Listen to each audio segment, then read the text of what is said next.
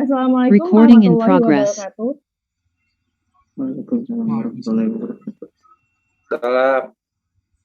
Kami dari kelompok 8 akan mempresentasikan hasil diskusi kami mengenai desain validasi metode uji. Dengan judul Desain Validasi Metode Uji Penetapan Kadar Kadmium dalam Air Sumur secara spektrofotometri serapan atom nyala. Kami dari kelompok 8 beranggotakan Alia Dewata Putri Dianta, Ana Ayutina, Imam Abdul Rashid, Muhammad Fatul Rahman, Muhammad Muhrafli Anwar, Muhammad Fazai Zihar, Muhammad Iqbal, dan saya sendiri Yusuf Majesti. Next. Selanjutnya terdapat lembar pengesahan. Judul, Cara Uji Kadmium dalam Air Sumur secara Spektrofotometri Serapan Atom Nyala. Dengan nama penyusun ialah Alia Dewata Putri Dianta, Ana Ayutina, Imam Abdul Rashid, Muhammad Fatul Rahman, Muhrafli Anwar, Muhammad Fazai Zihar, Muhammad Iqbal, dan Yusuf Majesti. Metode acuannya ialah air dan air limbah bagian 16, cara uji kadmium secara spektrofotometri serapan atom nyala dengan nomor SNI ialah 6989.16 tahun 2009. Analitnya ialah kadmium, matriks sampelnya adalah air sumur, instrumentasinya ialah spektrofotometri serapan atom nyala. Bogor 23 Agustus 2021.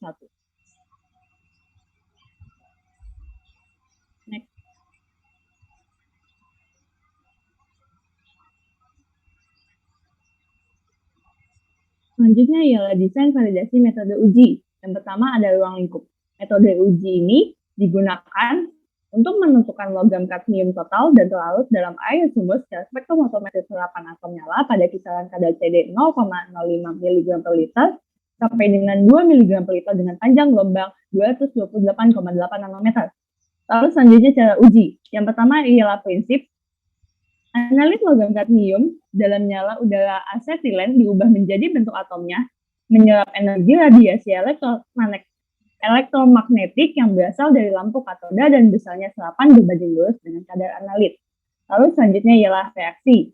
Destruksi kadmium dengan HNO3 dapat dilihat pada slide. Lalu selanjutnya ada bahan.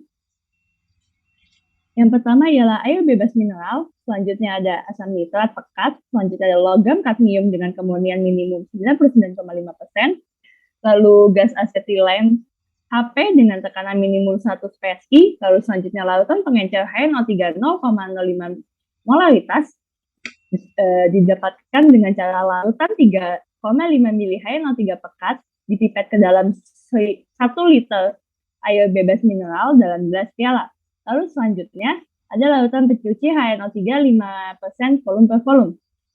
Didapatkan dengan cara tambahkan 50 mili asam nitrat pekat ke dalam 800 mili air bebas mineral ke dalam piala gelas 1 liter, lalu tambahkan air bebas mineral hingga 1 liter dan homogenkan. Lalu yang terakhir terdapat udara tekan HP atau udara tekan dari kompresor. Lalu selanjutnya akan dibacakan oleh Fajar. Oke, selanjutnya itu ada alat-alat. Yang pertama itu ada spektrofotometer serapan atom atau SSA nyala.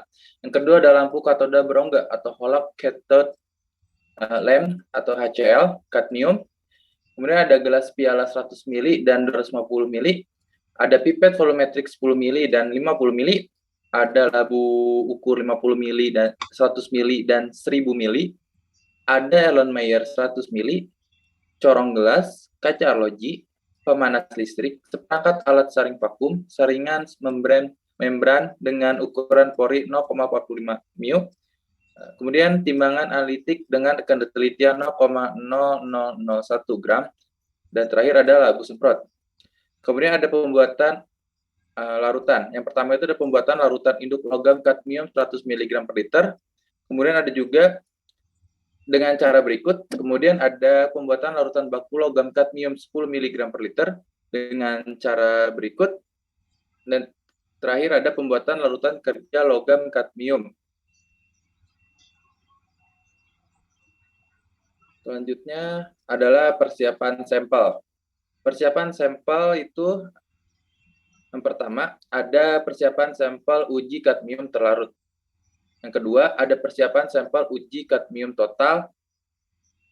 Kemudian ada juga prosedur pengujian analitik dalam sampel. Yang pertama itu ada pembuatan kurva kalibrasi dengan cara seperti yang ada di layar. Kemudian ada juga cara ujinya. Cara ujinya itu yang pertama, aspirasikan contoh uji ke dalam SSA nyala dan ukur serapannya pada panjang gelombang 228,8 nanometer. Bila diperlukan, lakukan pengenceran. Kemudian catat hasil pengukurannya. Untuk rumus kadar analit itu CD miligram per liter sama dengan C kali FP. Selanjutnya akan dilanjutkan oleh Alia Dewata Putri Dianta. Oke, selanjutnya spesifikasi kriteria keberterimaan validasi metode uji kadar kadmium. Untuk parameter yang pertama yaitu LOD yang berisi parameter 1 yaitu LDI. Pengujian menggunakan belangko pelarut kadmium dengan jumlah pengujian N sama dengan 20 dengan 7 kali ulangan. Respon positif dengan mengacu kepada Nata 2018 menggunakan dengan keterangan uji konfirmasi larutan standar kadmium berdasarkan nilai yang terdapat dari pengujian LDI. Untuk selanjutnya itu LDM sama juga menggunakan larutan belangko sampel tanpa analit dengan hanya saja jumlah pengujiannya itu hanya 10. Respon yang diberikan respon positif dengan acuan ke Nata 2018 berdasarkan nilai yang didapatkan dari pengujian LDM. Selanjutnya OKI menggunakan larutan yang sama pula yaitu belangko sampel tanpa analit dengan pengujiannya yaitu hanya 10 kali dan hanya 10 batas toleransinya yaitu respon posisi dan akurasi. Acuannya yaitu Nata 2018. Yang kedua yaitu linearitas. Menggunakan bahan ujinya itu direct standar dengan jumlah pengujian kurang dari 10. Untuk batas toleransinya yaitu besar sama dengan 0,995 mengacu kepada SNI dengan keterangan kurva kalibrasi. Yang ketiga, sensitivitas menggunakan tara bangko sampel tanpa analit dengan jumlah pengujian N kurang sama dengan 10. Untuk batas toleransinya yaitu slope yang proporsional pada 2018. Yang keempat yaitu presisi atau persen RSD menggunakan pengujian larutan sampel yang homogen dengan N kurang dari 10. Batas toleransinya yaitu persen RSD 6,90% mengacu kepada SNI dengan interpretasi hasil dari nilai persen RSD. Yang kelima yaitu itu akurasi atau persen recovery. Menggunakan bahan ujinya yaitu spiking sample dengan jumlah pengujian N kurang dari 10. Untuk batas toleransi sampai dengan 115% mengacu kepada SNI dengan interpretasi hasil dari nilai persen recovery. Yang keenam ada robustness dengan bahan ujinya yaitu penimbangan dan pemanasan. Untuk jumlah pengujiannya presisi kurang dari 10, akurasi kurang dari 10, dan juga untuk batas toleransinya yaitu F hitung kecil dari F tabel, T hitung kecil dari T tabel untuk mengacunya kepada SNI. Yang ketujuh, yang terakhir yaitu ketidakpastian. Larutan sampel yang digunakan yaitu larutan sampel yang homogen dan larutan belangko sampel air tanpa analit dengan jumlah pengujiannya yaitu besar dari sama dengan 2 dengan batas toleransi ketidakpastiannya yaitu 10% dan mengacu kepada Nata 2018. Dilanjutkan kepada teman saya Rafli.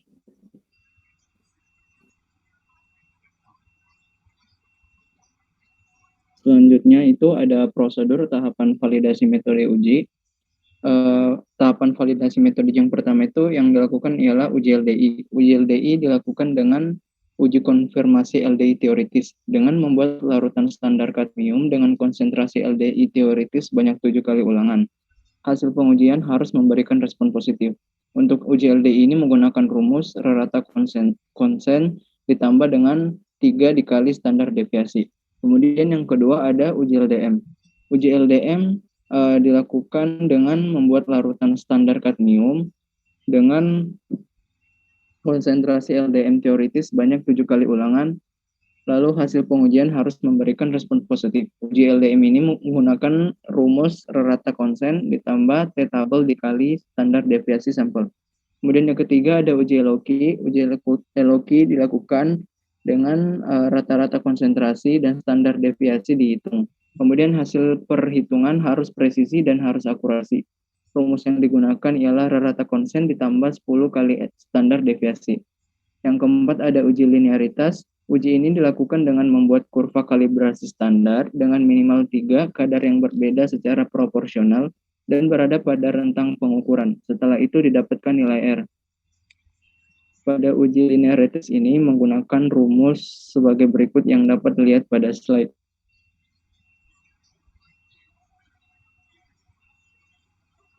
Untuk uji selanjutnya akan dibacakan oleh teman saya, Ana Ayustina. Ya, selanjutnya ada uji presisi. Uji presisi ini sampel disiapkan sesuai dengan metode yang akan divalidasi.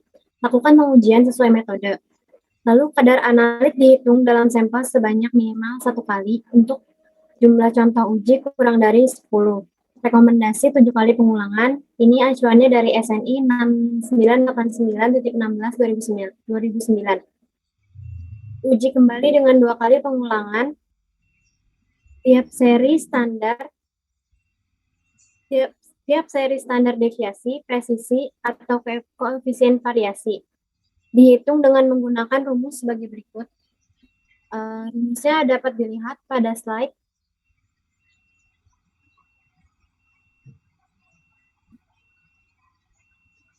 Jika pada metode uji tidak dapat nilai presisinya, maka dibandingkan dengan rumus persen CV Horwitz.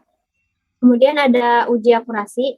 Pengujian akurasi dilakukan dengan mengukur absorbansi larutan uji akurasi dengan ditambahkan konsentrasi larutan induk logam kadmium 100 mg per liter. Kemudian diukur menggunakan spektrofotometer serapan atom pada panjang gelombang 228,8 nanometer. Untuk jumlah contoh uji kurang dari 10, kemudian nilai akurasi didapatkan dari menghitung persen perolehan kembali atau persen recovery. Rumusnya dapat dilihat pada slide. Syarat keberterimaan akurasi yaitu persen recovery 85-115%. Selanjutnya akan dijelaskan oleh teman saya.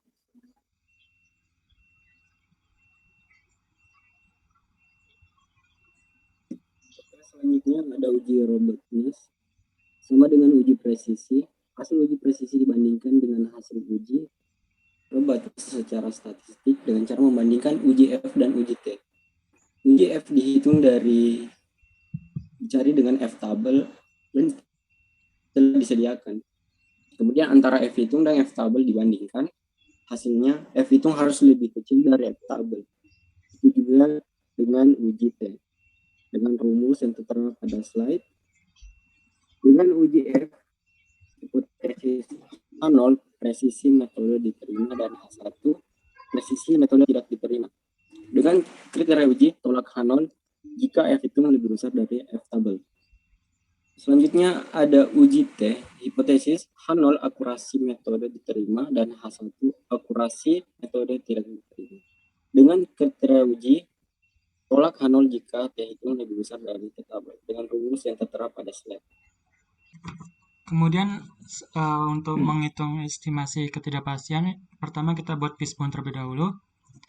Fishbone ini bertujuan untuk membantu kita dalam penghitungan estimasi ketidakpastian dan membantu kita untuk mengetahui sumber-sumber kesalahan. Yang pertama itu ada mu presisi metode. Ini berasal dari keterampilan dan ketelitian seorang analis yang akan memberikan pengaruh pada besar kecilnya nilai ketidakpastian pengukuran. Yang kemudian ada mu regresi, yaitu berasal dari instrumennya. Kemudian mu FV yang terdiri dari mu volume lebu takar dan mu volume pipet. Selanjutnya untuk rumus penentuan ketidakpastian asal buret, mu kalibrasi sama dengan mu buret per K. Untuk selanjutnya rumusnya ada di slide ya. Kemudian untuk rumus penentuan ketidakpastian asal presisi metode ada pada slide. Selanjutnya akan dilanjutkan oleh saudara Imam. Rumus penentuan ketidakpastian asal faktor pengenceran A. Lebu takar. Rumus bisa dilihat pada slide ini. B. Pipet volumetrik. Rumus bisa dilihat pada slide ini. C. Gabungan Rumus bisa dilihat pada slide ini. Keterangan koefisien muat air adalah besar koefisien muat air dinyatakan dalam derajat Celcius -1. Volume lembu takar adalah volume lembu takar yang digunakan dinyatakan dalam mililiter. Volume pipet volumetri adalah volume pipet volumetri yang digunakan dinyatakan dalam mililiter. Variasi suhu adalah besar selisih suhu ruangan tempat dilakukan penetapan kadar dengan suhu optimum penggunaan lembu takar pada sertifikat yang dinyatakan dalam derajat Celcius.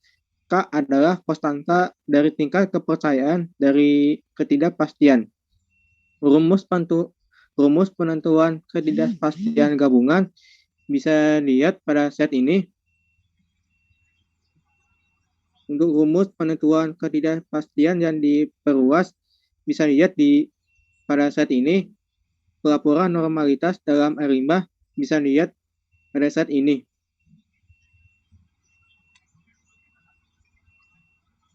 Sekian presentasi dari kelompok kami, kurang lebihnya mohon maaf. Wassalamualaikum warahmatullahi wabarakatuh. Waalaikumsalam. Waalaikumsalam warahmatullahi wabarakatuh.